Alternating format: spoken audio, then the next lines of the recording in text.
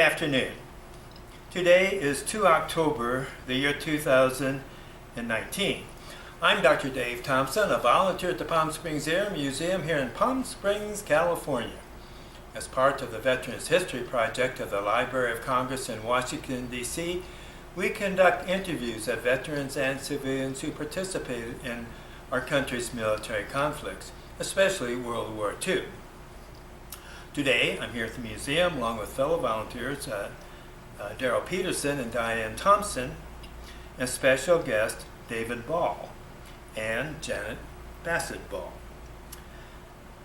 And today, we have the honor and the privilege of hearing the story of Arthur John Bassett, who was a sergeant in the British Army during World War II, seeing action at Dunkirk. After that, he joined the RAF, and where he became a warrant officer and a navigator on Catalinas in Pakistan and Burma in the CBI. After that, he returned to England, where he was a navigator on Lancasters flying out of Biggin Hill. So we're going to talk to Janet because sadly the warrant officer has passed away some time ago. So his daughter Janet is going to relate his story to us. Janet, really good to have you here. Thank you. Okay, and I want to thank, if he was here, I'd thank your dad for his service. Okay, Janet, would you first of all please state and spell your dad's full name? My dad was Arthur John Bassett, B-A-S-S-E-T-T. Okay. He always said he liked 2 T's because he liked a second cup. When was he born? In 1918, on the 24th of August. Okay, which would have made him 101 this year. Wow. Yeah. Okay, and where was he born? He was born in Bermondsey in London. Bermondsey in London. Oh, how do you spell that? B-E-R-M-O-N.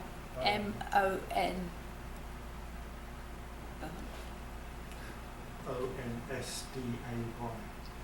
Did you get that? Yeah, I think so. Okay. Close enough. And what part of London is that in? South London. Okay.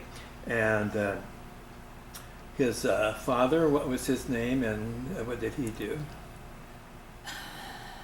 Your grandfather?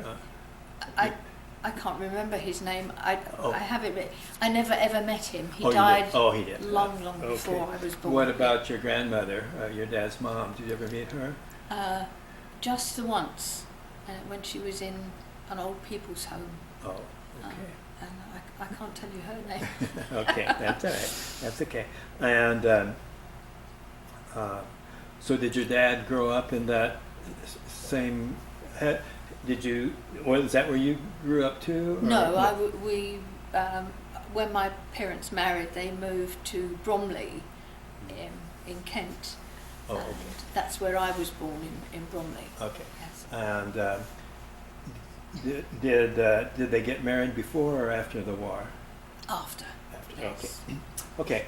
So your dad, but he basically grew up in that neighborhood where he was born? He did, yes. Okay. Yes. And do you know what schools he went to or anything? I don't, no. Okay. No, he was one of 7 children.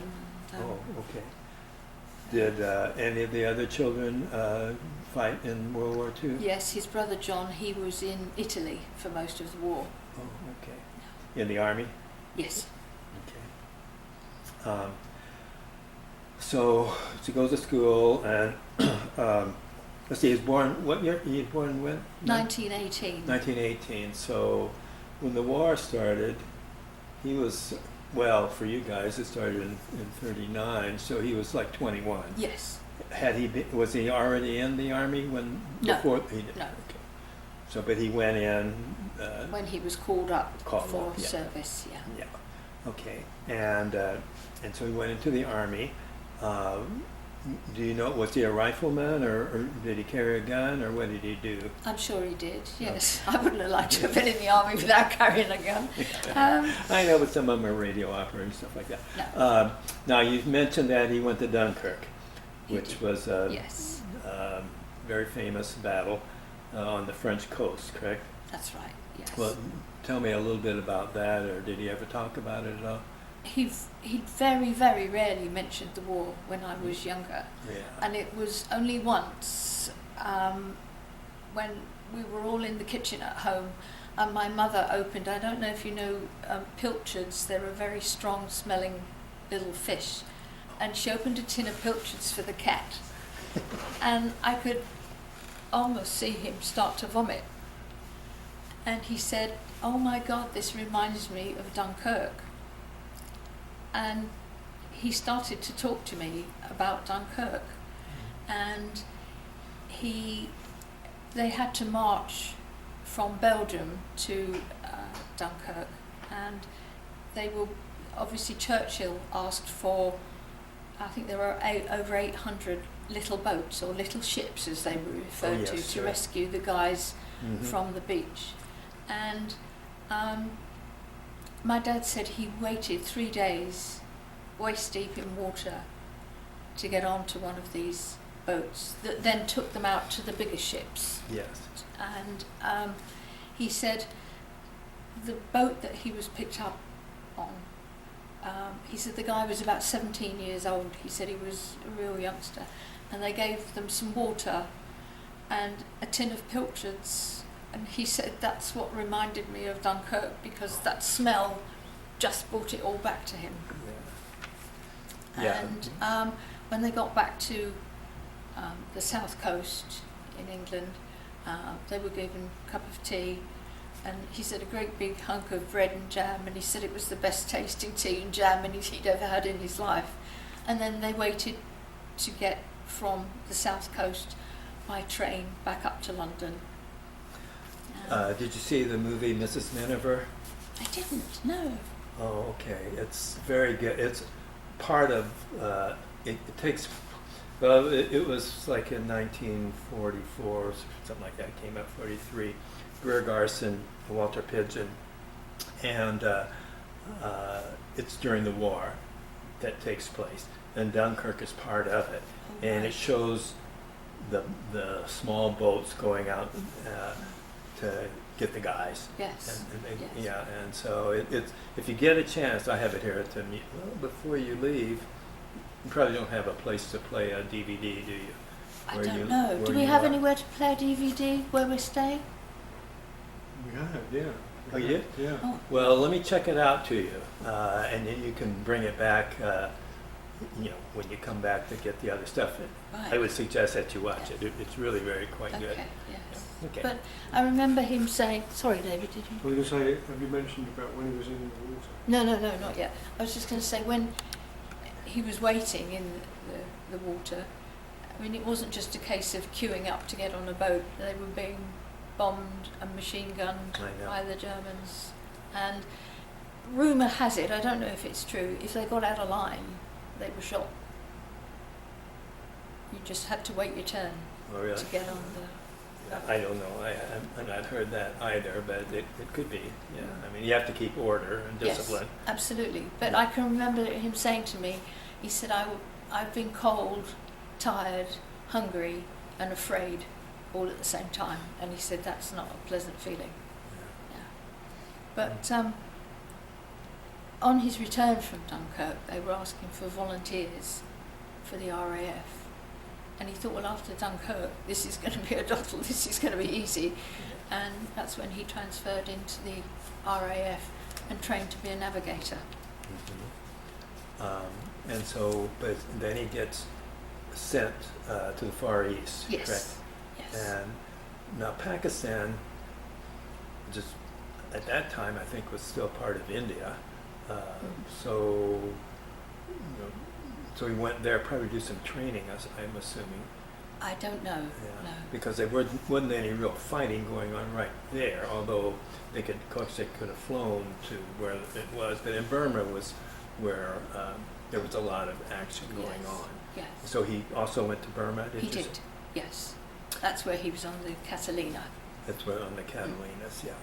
Now Catalina, it can land on the water or on the land, correct? Yes.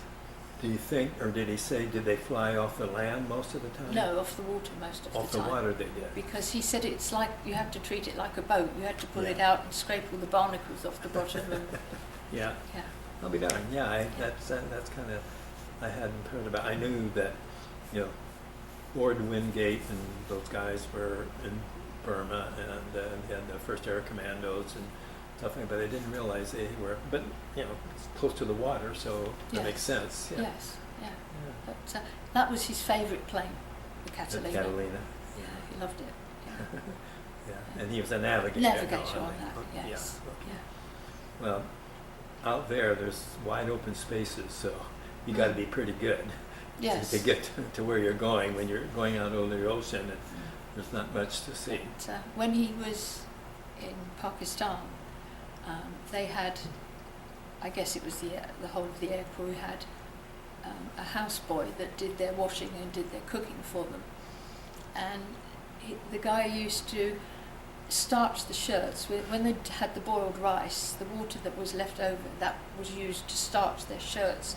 And Dad said he put your arm down the sleeve and you almost cut it. It was so stiff, it was unbelievable.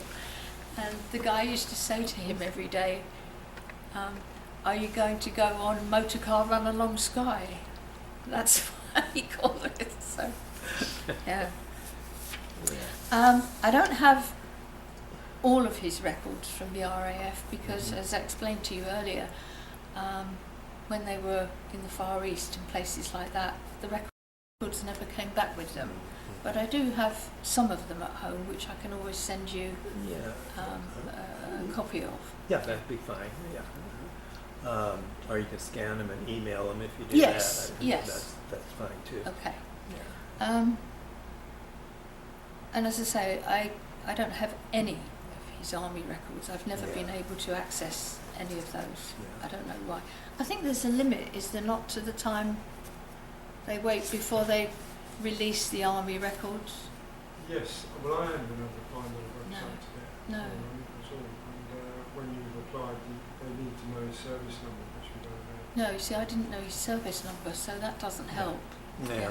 Well, but so now he's back, and he trained on Lancasters and started flying out of Biggin Hill. Yes, Biggin Hill is a pretty famous RAF base. it is. When you yeah. were down here earlier, when you were at the museum couple of weeks ago, or when? We came here last week, and then we also came Christmas time. Did you see the B-17? Yes. And did you see on the wall, showed the bases in England? Biggin Hill would have been one of them, I'm sure. Yeah. Yeah. And that's only about 20 minutes from where we live Yeah. now. So, Yeah. yeah. Where do you live? What's the name of your town? We live in Selsdon in Surrey. Okay. But when they have the air shows on in Biggin Hill, we sit out in the garden and we can see yeah. them all going over. Yeah. Yeah. I know there's several World War II movies that I've seen, and sometimes the setting is Biggin Hill. You know. So that would have been probably 1944 when he got back to England, or maybe Yes. early 45, something like that. Yeah. And By that time, the Lancs were, well, they had been for a long time, flying all the way to Germany, correct? yes, he did over 1,000 hours flying Well, on Lancasters, and he was part of the bomber command that bombed Did- Dresden. did they just go at night? No, no. Even during the day? Even They did. during the day. I know yes. early on, like the British flew at night and the Americans flew during the day, but Yeah. probably later on. And they sometimes all did. not just the one trip, there were a couple. Couple, Yeah. yeah. I remember him saying that they used to give air crew a fresh orange every day, and they used to save them up and take them to the local hospital for the children. Uh-huh. And they got found out, and they said, "No, your health is more important than the children," and stop them doing that. Yes, yeah, The British learned that a long time ago on their ships, right? yeah, yes. Yeah, the limeys. The limeys, that's right. The yeah. lime. So, does he talk about, okay, and well, you weren't around. Did you talk about the bombing of when he was there? Were the buzz bombs and all that stuff coming in?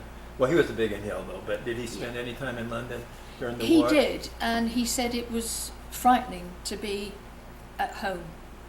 He said he would prefer to be flying. Yeah. He felt he stood more chance there than big, because his mother and one of his brothers was bombed out of their home, and they had to live in a school for a while. So I always remember him saying when he was travelling home to see them, he'd pass a cafe or a restaurant and it said food like mother used to make, and he said I drove straight past. He said because my mother was such a terrible cook. He said so much so that his brother said to him, "Mother, isn't gravy supposed to move?" Oh, right. But yeah, he said it was very frightening being at home, and they used to take shelter down the underground stations, the subways. So was he demommed kind of right away, or did he have to No, stay in he, for a while? I think, got extremely drunk one night and signed on for another year. And they put him into the transport department, and he hated it and left as soon as he could. He said once the flying was over for him, that was the end of the RAF. Oh, okay, yeah. Yeah. So when he was in the transport department, was he able to fly, or was No. he was at a No. desk or something like that? Yeah, well, no, he was a chauffeur for, I think that if I remember rightly, the guy's name was Sir Ralph Cochrane, and he was chauffeur Nice. for him. So what did, now had your mom and dad met by this time? Yes. Where yes. did they meet? They met in a pub in Keston, which is within walking distance of Biggin Hill. Oh, okay. And my grandmother used to have so many of the airmen from Biggin Hill stay. She said they'd be sleeping up the stairs, and that she had a piano and they'd have parties. She said it was in some ways a wonderful Yeah. time. Right. Except the time when she did tell me she went into Bromley shopping, and there was a German plane came down the high street, and she had to lay in the curb because they were machine gunning the people. And your mom, what was her name and her maiden name? My mum's name was Joan, and her maiden name was Lewis. Lewis, okay. And what did her father do? He came from Wales, and he was to do with horses. He used to break horses. Oh, really? Yeah. And During the war, she worked for, what would it have been called? Those ministry. why don't you come on up here, Kate? Yeah, We're the- getting about to the point where Yeah. I want to be talking to you as well. Just The- grab that seat over there, be fine. Yeah, she worked for the ministry and was asked initially. She was in the photographic department, Oh, and was asked initially to go on to the submarines because they were making the manuals for them. But she said there's no way she could have gone on a submarine, so she ended up doing tank manuals. Oh. Yeah. And your mom, is she from Wales too, or? Yes. Oh. Yes. Yeah. And I remember my parents were on holiday once in Devon, which is on the south coast in the south of England. And she said, my dad was driving around, and she said, what are you looking for? And he said, I'll find it in a minute. And he said, oh, there it is. And she said there was a big hole in this hedge, and he said that's where our plane came down one time. And he said, and that's the field we landed in. And just over there was the house where all the women came out to help them and give them tea and Wow. patch up their wounds. And she said that's the first and only time she ever saw him cry. He would have been on a Lancaster then? Yes. Mm. Yeah. That's a big, very big aircraft. Yes. Have you seen them before? Yes. Yeah. Yeah. Yeah, they are. Seen them at Biggin Hill. Yeah. Yeah. So they met when he was at Biggin Hill, and she was living with her mom and her Yes. family there. That's right, Um, And so when did they get married then? yes.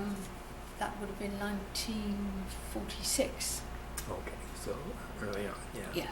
And so what did your dad do when he got out of the service? I guess that the effects of the war, well, it had some effect on him because he was a commercial artist by trade, but he could not work indoors after that.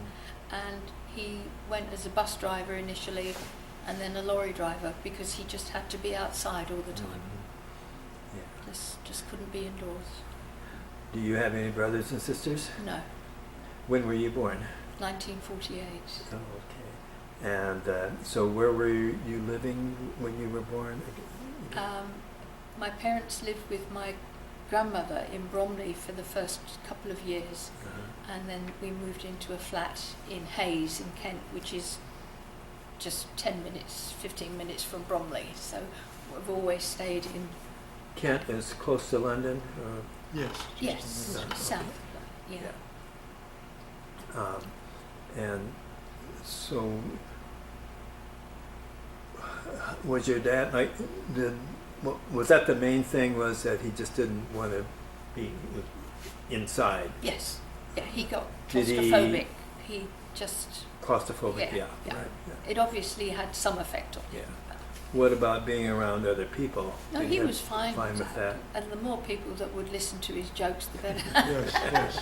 He sounded like a real jokester. Yes, he And was. you really couldn't go anywhere without him bumping into someone who Oh, knew. that's right. Wherever we went, he bumped into someone, and we were on holiday in Bournemouth, which is on the south coast. And we got halfway across the road, and my dad looks at this guy, and he said, "I know you." And they were on the beach at Dunkirk together. But wherever he went, he always met someone he knew. Yeah. Yeah. So you grew up there, and where did you go to school? I went to school in Hayes, and Tell me a little bit about I think the British school system's a little different than here. Tell me, do you have kindergarten, or do you have, how does... we do now. I don't think they did so much Mhm. when I was little. I started school when I was 5, junior school up until you're 11, and then you go to the higher school from 11 to, and I left school at 15. Oh, and that was another of my dad's jokes. Once when his plane came down, they took his flying helmet off, and his hair came off with it, because if you see in that photograph, he's bald on the top. Oh. And I started working. When I first started work, I started as doing hairdressing, and my dad used to say, "Well, don't let her do your hair. Look what she's done to mine." You know, with bald head. But he'd hit his skull in a certain place, which made the hair come up, and it never ever grew again. Strange, yeah. Yeah. Yeah. So you became a hairdresser, huh? Yes, I Oh. did. How long did you do that? A few years, and then I went into office work, where my dad's brother John, who was in the army in Italy, worked for Xerox. And he got me a job in the office there, and then I transferred to the Croydon office, and that's where I met my husband David. You transferred to where? The office in Croydon, Okay. Another yeah. Surrey Croydon. address. another Surrey place. And, Okay. Well, Croydon, they had a base there too, Yeah. RAF base there in Croydon too, did they not? They did, They yes. did, yes, they- Kenley was involved. Mm. Mhm. Was Yeah. RAF base, yeah. So that's where you guys met. What were you doing there then, David? Well, at that time, I was a service manager at Xerox, but I transferred to sales a couple of years later, and I was a salesman for Xerox Oh, okay. until I retired 27 years ago. And what year did you get married?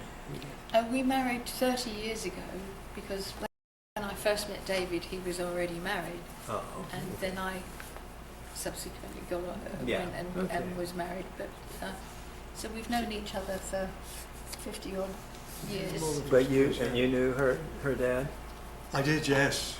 Great fella. Yeah. Great sense of humour. Yeah. Always Yeah. a good guy to be with. Yeah. Do you have any children? No, I don't. David does. I do David from does. my first marriage, yeah. I've got a son of 54 and a daughter of 50. Okay. And they live in England too? No, my son lives in Singapore, has done this for 30 years, and my daughter lives in Berkshire, near London. Have you been to Singapore before? I have, yeah, a few times now, yeah. We Yeah. went, I had always wanted, Diane's a travel agent, so we've gone on lots of trips, but one I had always wanted to do was to see Singapore, Right. because I heard so much about it, how clean and nice and it is and all that. Yeah. And so we did for my birthday last year and really enjoyed it. Yeah, it's a good place. As you say, it's lovely and clean. yeah. Yeah, nice and Yeah. clean and good law and order. Yes. So I liked all that good And the stuff. food, whatever food you want Yeah, is there. yeah. Yeah. Well, it's, yeah, I think it's a good place to live. It's a little humid there, but Yes, it is. Yeah, we went there together in the mid 80s, about 85, 86, and it's changed quite dramatically since then, of course. But it was nice and clean even then, wasn't it? Oh, it was, yes. But as you say, very humid. yeah. Yes. Have you guys done much traveling? We Yeah, a few have, bit, yeah, yes. yeah. Yeah. What are some of your favorite trips that you've gone Oh, well, we got married in the Seychelles. to? Where? In the Seychelles, in the Indian Ocean. Oh, We got married there. Been to Australia 7 times. Yeah. Went to the Rio Carnival. oh, did you? Yeah. Um, I think we've been to just about every continent yeah, apart from yeah. Africa. Well, I've been to Africa working, but we've never holiday there. Yeah. But, So when did you retire, or did you? 1993. Okay. So, So what have you guys been doing to occupy your time since then? we're Travelling. Travelling. Well, Vacations, yeah. Yes. Good, yeah. Yeah. It's the best thing. Yeah. You have any hobbies? You play golf or anything? I don't play golf, no. No real hobbies, have I? I mean, No, yeah, I mean, you do a lot of things on the internet and... DIY and stuff like that. Like to read? Yeah. Oh, he reads, yes. I read a lot, Yes. yeah. I do read, Yeah. If you can't find anything to read at home, he'll get the sauce bottles out of the cupboard and read the labels, yeah. yeah. How about you? Yeah, I do all the decorating at home, don't I? Yeah, yeah. And gardening and... Have you Yeah. lived in the same house all these years? Yeah, we 35 years we've been in the same Yeah, house. we Yeah, have, yeah. yeah. we rented a house for a year in the road next to us where we're staying now. Yeah. I like the area. I meant to ask you about your dad when he grew up, or was he very religious? Did he have a church that they used to go to, or? No, but there were times when he would say something, like when he was diagnosed with cancer. He was 69 then, and he said, well, in the Bible it says you have 70 years and 10, and he said, I've almost had mine. And I was shocked and stunned that came from him, and just odd things like that he would say. If there were disasters, I remember there was a terrible disaster in, I don't know if you've ever heard of it, Aberfan, in Wales, when the what would you call the slurry A coal mine. A coal chip collapsed. onto a school, and he said it makes you wonder why God could not put his hand there and stop that. And as I say, just little things like that. But no, not particularly religious. How about you guys? Do you have a church that you go to or anything? No, No, not really. No. No. because my feelings are God is all around you, and Yeah, if I want to say a prayer, I'll say it of course. wherever I am. Yeah, no, that works. Yeah. Yes, yeah. Yeah. Okay. You got anything else in your notes? Um, that you wanna No, talk there was about? just little things. When he was in the Far East, I remember him saying that they had 4 empty tin cans, that they would stand a leg of the bed in each and fill it with paraffin to stop the bugs getting up into the bed. Oh. And he always every day of his life since then, would get his shoes or slippers in the morning and bang them, make sure there were no bugs. And he did that for the rest of his life. Yeah. Yeah. Just little things, I guess, that you think, yeah, I must always do that. Yeah. But no, as I say, I don't have his army records. I do have some of his RAF records. That's okay. which That's okay. I I'm more can- interested in you telling the story than Mm. have, a record to look at. I think I like it this way. Initially, Quite well. it was like trying to get blood from a stone to get him to Yes. say anything. Yeah. But then in later life, if he had an audience, like you go, oh, don't mention the war. Yes. But I guess when I was little, it was all too fresh and raw in his mind. Exactly. And I think the way with most of them, I know the GIs are, here in the States, when they came home, they just wanted to get on with their life. And no one, they probably kind of like say, so the people on the home front kind of saw in newsreels and everything. It wasn't like, we got to find out what was going on with it, and besides they wanted to get on, get their families going and all this stuff. It wasn't until just not too long ago. Fact is, I don't know if you ever saw the movie Saving Private Ryan. Yeah. Yes, we did, yeah. A few times. Matter of fact, when I went to Duxford, another reason that we went over was they were filming it. They're in England, where they were out in the middle of the field. I can't remember exactly where it was. It was like a bombed-out French village, and we saw Tom Hanks and all of them out there doing their thing. But at any rate, a lot of the one guy that I interviewed here was a volunteer, and he was in the first wave at Normandy. Right. And he said, and he went, he said, saw that movie, and he said, I've never spoken about that ever, but since I saw that movie, I'm ready to talk about it. Yes. And so I think that was kind of a turning point to a certain extent. And then people became, for instance, our kids, who at the time were in their 30s, saw the movie and they just were stunned. They couldn't believe that war could be like that. Yes. They just had no idea, Yes. And so then I think the vets, the World War II guys, realized they had something to offer to people that might help, And so, like Diane said, we've interviewed many World War II who probably would never have talked about it, like 30, 40 years ago. Yes. But now they're Yes. Yes. they're Yeah. willing Because to. I think it was all so raw and so Yeah. so fresh in their And minds that still. seemed quite realistic, the beach scenes where there's silence. There was bombing and then poof, silence. It would be like As your if you were ears. just so shaken you couldn't hear anything. Yeah. Mm. I'm sure it was like that. Yeah. Yeah. Okay. Okay. I think we're maybe about ready to wrap it up. Any parting thoughts, Janet?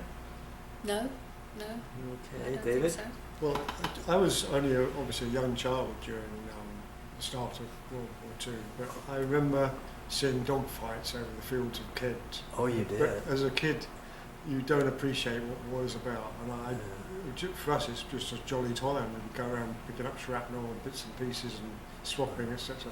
But our parents must have been in a terrible state. I can't believe they would live through that. You were evacuated, weren't you? I was, yeah, to Broke his the north of leg. England, and I was the first day I was there. We were playing a game called British Bulldog, where they lift you up and drop you off to the count of 10. And I broke my leg, Oh, no. so I was in Yorkshire for 10 weeks. Most of those I spent in hospital, Oh, and I gosh. came back to the V1s and the V2s that were flying. Oh, yeah. But the Battle of Britain, that's always fascinated me, and the Spitfires and Hurricanes going up every day, and Yeah, the weather was good. It was good, yeah, you all could that, see it, and yeah. And so they didn't really get any days off, basically. And And us kids will be screaming for the RAF. I'm sure you were, yeah, just like a football game.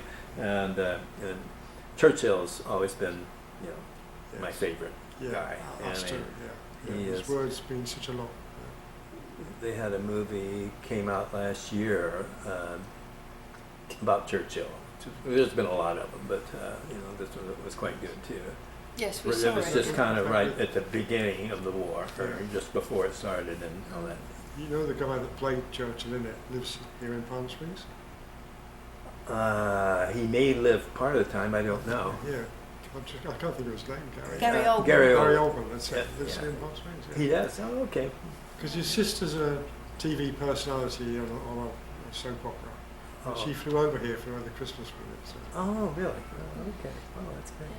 Yeah, that, I mean, he really did look like Churchill. He did, didn't he? yeah. Oh, it sounded like him, you know, and he did. Yeah. He really did a great job. But if ever there's programs on the television and they say, who said so and so, it's a safe bet to say Churchill because he made some wonderful It is, Oh, he did. things. Yeah. And he talked about a sense of humor, like your dad. Yes. Yeah. Some of the jokes that he would tell Yes. Mm. Yeah. were really. Yeah. Because there's a nice statue of him, isn't there, just on the outside of Parliament. Oh yes, on Parliament Square, yeah. And he always said when he was alive, I don't want a statue of me anywhere with birds pooping on me. So I They've remember one of my favorite is. they've put something on there so that if a bird lands on it, he gets a little electric shock. Oh, is that right? So, I guess Lady Astor or somebody, they were at a party, a function of some sort, and Churchill, of course, he's drinking a lot, you know, and so this lady walks up and says, "Mr. Churchill, you are incredibly drunk." And he said, "Yes, madam, I am. And you are incredibly ugly, but I will be sober in the morning." yeah.